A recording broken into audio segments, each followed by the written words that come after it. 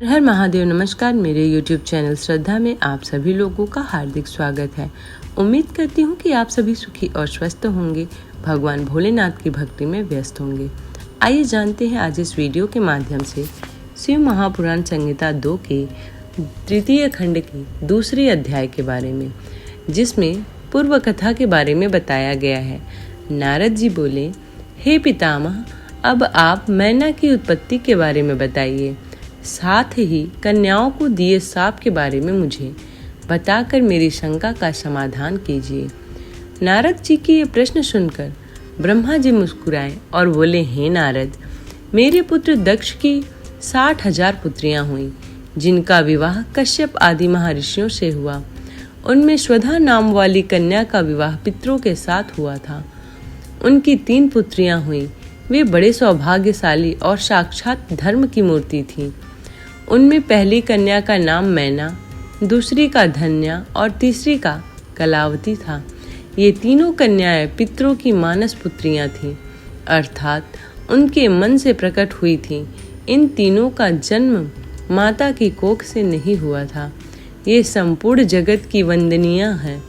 इनके नामों का स्मरण और कीर्तन करके मनुष्य को सभी मनोवांछित फलों की प्राप्ति होती है। ये तीनों सारे जगत में मनुष्य एवं देवताओं से प्रेरित होती हैं। इनको लोक माताओं के नाम से भी जाना जाता है। मुनीश्वर, एक बार मैना, धन्या और कलावती तीनों बहनें श्वेत द्वीप में विष्णु जी के दर्शन के लिए गईं। वहां बहुत से लोग एकत्रित हो गए थे। उस स्थान पर मेरे पुत्र सनकादिक भी आए हुए थे। सबने विष्णु जी की बहुत स्तुति की। सभी सनकादिक को देखकर उनके स्वागत के लिए खड़े हो गए, परंतु ये तीनों बहनें उनके स्वागत के लिए खड़ी नहीं हुई। उन्हें शिव जी की माया ने मोहित कर दिया था।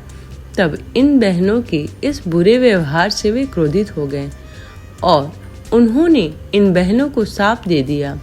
सनकादिक मुनि बोले कि तुम तीनों बहनों ने अभिमानवश खड़े होकर मेरा अभिवादन नहीं किया, इसलिए तुम सदैव स्वर्ग से दूर हो जाओगी और मनुष्य के रूप में ही पृथ्वी पर रहोगी।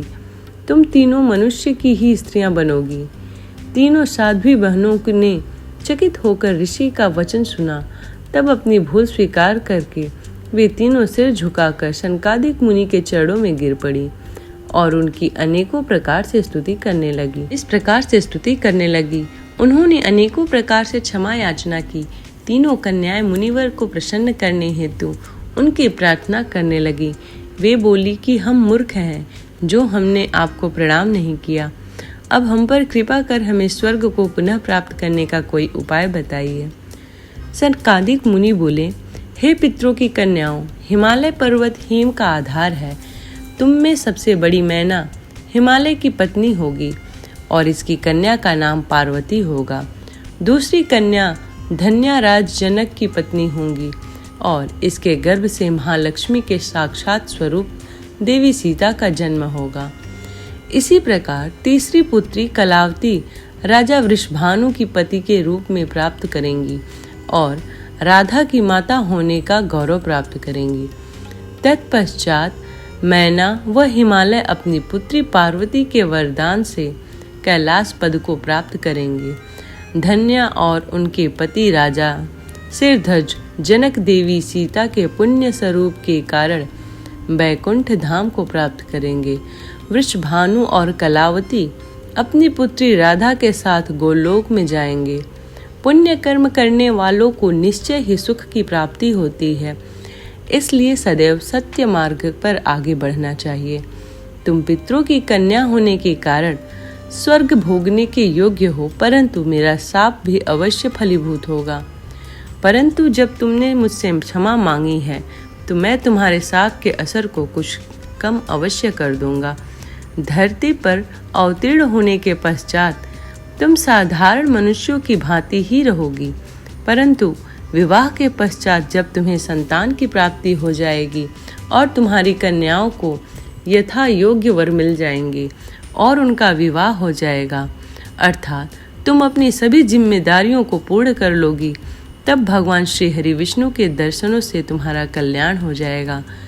मैना की पुत्री पार्वती कठिन तप के द्वारा शिव की प्राण वल्लभा बनेंगी। धन्य पुत्री सीता दशरथ नंदन श्री रामचंद्र जी के पति के रूप में प्राप्त करेंगी। कलावती की पुत्री राधा श्री कृष्ण के स्नेह में बंधकर उनकी प्रिया बनेंगी। यह कहकर मुनि शनकादिक वहां से अंतर्धान हो गए। तत्पश्चात पितरों की 3 कन्याएं साप मुक्त होकर अपने धाम को चली गईं। इस प्रकार शिव महापुराण संहिता 2 की तृतीय खंड का दूसरा अध्याय समाप्त होता है। उम्मीद करती हूँ कि आज की ये वीडियो आप लोगों को पसंद आई हो। वीडियो पसंद आई हो तो वीडियो को लाइक करें, शेयर करें और चैनल को सब्सक्राइब करना बिल्कुल भी ना भूलें और बेल आइकन का बटन ज़रूर दबा दें ताकि मैं जो भी वीडियोस डालूं आप लोगों को उसका नोटिफिकेशन तुरंत प्राप्त हो जाए। इसी प्रकार की भक्ति भाव से जुड़ी हुई वीडियोस को प्राप्त करने के लिए चैनल को सब्सक्राइब करना ना भूलें। मिलते हैं अगले अध्याय में, तब तक के लिए हर हर महादेव।